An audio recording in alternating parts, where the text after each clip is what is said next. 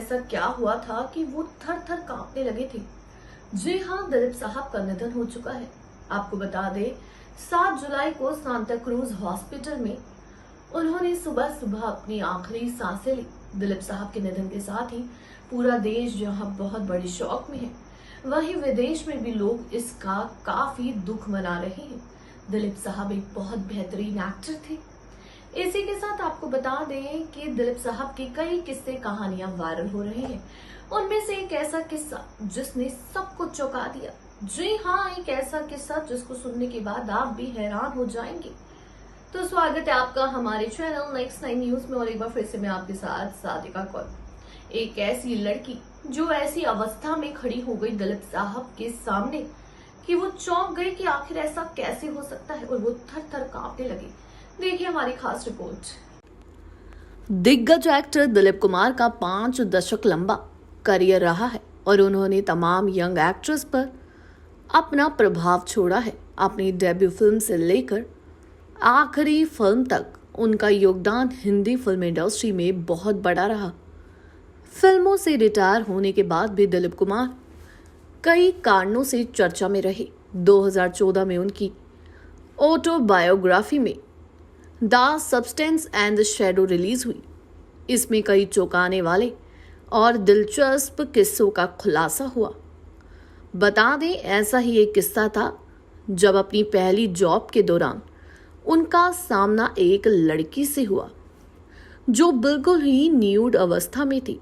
दरअसल film industry में कदम रखने से पहले दिलीप कुमार आर्मी कैंटीन में काम किया करते थे।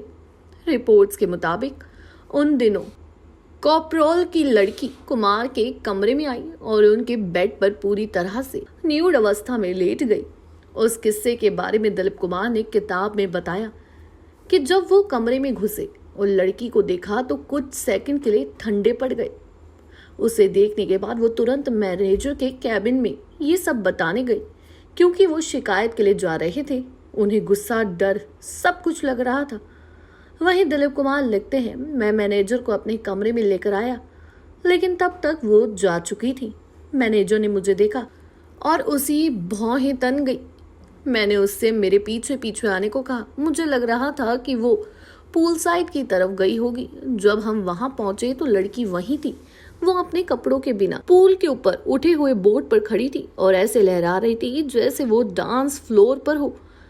वही कुमार ने, यानी कि दिलीप कुमार ने कहा कि उस वक्त युवा होने के बाद भी उन्हें काफी बुरा फील हुआ, क्योंकि उन्होंने बेहतर ढंग से सिचुएशन हैंडल की। उन्होंने क्लब में बिना मतलब स्पॉटलाइट को इनवाइट नहीं किया। दिलीप कुमार कहते हैं कि मैं नहीं जानता कि वो आखिर लड़की कौन थी। शायद उसको नहीं पता था कि ये मेरा कमरा है। शायद उस लड़की को कोई और लेकर आया था। वहीं हर कोई मुझे गौर से घूर कर देख रहा था, क्योंकि उस समय अंग्रेजों का चलन था। हर कोई शॉक था कि आखिर कोई लड़का इतना अच्छा कैसे हो सकता है। ऐसी अवस्था में लड़की को देखकर वो उसकी शिकायत करने चला गया। वहीं दिलीप साहब ने खुलासा किया कि वो लड़की मुझ पर हंस रही थी और उसको कोई फर्क नहीं पड़ रहा था कि उसे दुनिया देख रही है। ऐसा लग रहा था जैसे वो इसी काम के लिए वहां पे रहती हो। वहीं दिलीप साहब ने कहा, उसके बाद कई बार उस लड़की से जब जब मेरा आमना सामना हुआ, वो लड़की मुझे देख देख कर हंसी। अरे जब मैं ये किस्सा सबको बताता हूँ, सब मुझ पर हंसते हैं। मुझे ऐसा लगा जैसे मेरे साथ कोई मजाक हो गया हो। आपको बता दें, दिलीप साहब का 7 जुलाई को सुबह सुबह निधन हो गया। सांता क्रूज हॉस्पिटल में उन्होंने अपनी आखिरी सांसें ली। इसी बीच दिलीप साहब को कई तरह की बीमारियां थी। वो कई सालों से इन बीमारियों से लड़ रहे थे। हर कोई चाहता था कि वो अपनी 100 साल की उम्र पूरी करे, लेकिन 98 ईयर्स में ही उन्होंने इस दुनिया को अलविदा कह दिया। वहीं ऑटोबायोग्राफी, यानी दिलीप साहब की ऑटोबायोग्राफी में ऐसे कई तरह के किस्से हैं जिसके बारे में इन्होंने विस्तार से बताया है। इसी के साथ आपको बता दें कि इनके ऐसे ऐसे किस्से हैं जिसको सुनकर शायद सभी दंग रह जाएंगे। वहीं दिलीप कुमार ने अपना नाम क्यों बदला, ये भी सब जानना चाहते हैं। तो आपको बता दें, दिलीप साहब ने अपना नाम बदला था क्योंकि उस समय हिंदू नाम का चलन था। उस समय हर कोई हिंदू नाम रखा करता था। वहीं देविका रानी ने जवार भाटा फिल्म के दौरान दिलीप साहब से कहा कि आप अपना नाम यूसुफ नहीं कोई हिंदू नाम रखें, और उन्होंने ही, देविका रानी ने ही उनको नाम दिया था दिलीप कुमार। बता दें, दिलीप साहब जैसा इंडस्ट्री को दूसरा एक्टर कभी नहीं मिल सकता। इस बात का जिक्र खुद दिलीप साहब ने किया था। दिलीप साहब ने कहा था, मैंने यहाँ तक पहुँचने के लिए बहुत मेहनत की है।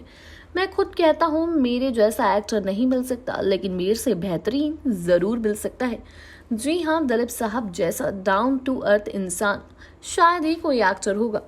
ये इतने अच्छे थे कि ये सबको बता दें, ये सबको प्रेरित करते थे, हमेशा डाउन टू अर्थ। इतने बड़े एक्टर होने के बावजूद सबको हौसला देते थे और एक कामयाब इंसान बनने को कहते थे। इन्होंने कभी भी किसी को नीचा नहीं दिखाया। इन्होंने छोटे से छोटे डायरेक्टर के साथ फिल्में की, उनकी फिल्मों को सुपरहिट किया, और लेकिन कभी किसी को नहीं जताया कि मैं कितना बड़ा लेजेंडरी एक्टर हूँ। इसी के साथ आपको बता दें कि दिलीप साहब ने अपने पूरे करियर में सिर्फ और सिर्फ 63 फिल्में की हैं।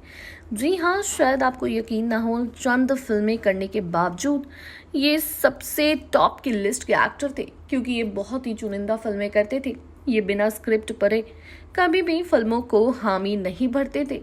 इनका कहना था कि मेरे लिए स्क्रिप्ट जानना सबसे ज्यादा जरूरी होता था। वहीं उन्होंने इसको बताते हुए एक खुलासा और किया था कि मुझे पृथ्वीराज कपूर ने एक बार अपनी फिल्म के लिए साइन करना चाहा। वो सीधा मेरे पास आ गए और मुझे कहा कि तुम साइन कर दो। मैंने उनसे साफ कह दिया कि आप मुझे स्क्रिप्ट बताइए।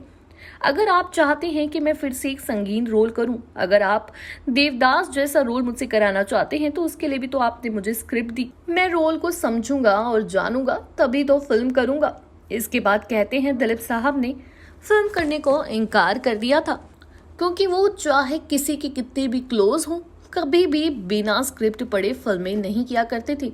वहीं अपने कैंटीन के दिनों को याद करते हुए भी उन्होंने कई किस्से सुनाए हैं। जी हाँ, जहां वो सैंडविच बेचा करते थे, वहीं का ये किस्सा था जो भी हाल ही में हमने आपको बताया, किस तरह से बिना कपड़ों के लड़की को देखकर वो चौंक गए थे।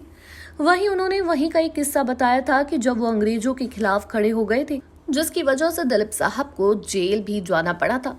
बता दें आपको कि वहीं पर सैंडविच बेचने वाले दिलीप कुमार, जहां से उनकी कमाई होती थी, वहीं एक आंदोलन छिड़ा था अंग्रेजों के खिलाफ, जहां पर दिलीप साहब भी उसका हिस्सा बन गए और सबको प्रेरित करने लगे कि देश को आजाद करवाने में मदद करो। इसी बीच दिलीप साहब को पुलिस वालों ने जेल में डाल दिया और उन्होंने कई रातें जेल में काटी। उसके बाद जब वो बाहर आए, तब उनको वापस पाकिस्तान जाना पड़ा था, लेकिन वो वहां से फिर से लौट कर आ गए थे। और उसी के बाद देविका रानी ने उनको पहली बार देखा था और अपनी फिल्म के लिए साइन कर लिया था।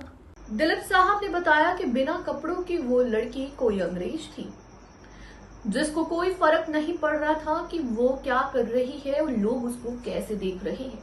उन्होंने कहा वो पूल साइड में भी इसी अवस्था में हम सबको मिली थी, जिसको देखकर मैं हैरान हो गया। जानकारी अच्छी लगी हो चैनल को सब्सक्राइब करें, बेल आइकन दबाना ना भूलें। धन्यवाद।